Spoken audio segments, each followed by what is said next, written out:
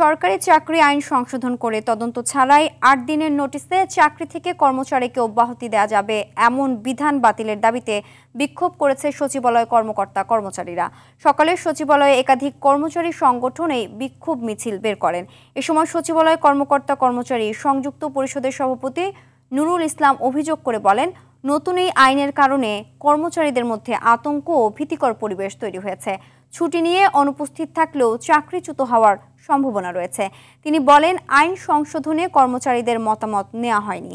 এই আইন বাতিল না করলে কঠোর কর্মসূচি দেওয়ার ঘোষণা দেন তারা।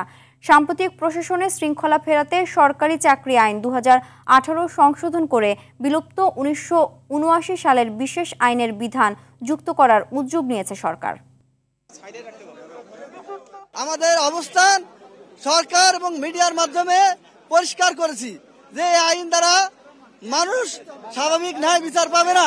এই আইনটাতে একটা ধারা যোগ করা হয়েছে, সেখানে বলা হয়েছে যে আমাদের বিরুদ্ধে কোনো ব্যবস্থা নিলে আমরা আইনের আশ্রয় নিতে পারবো না।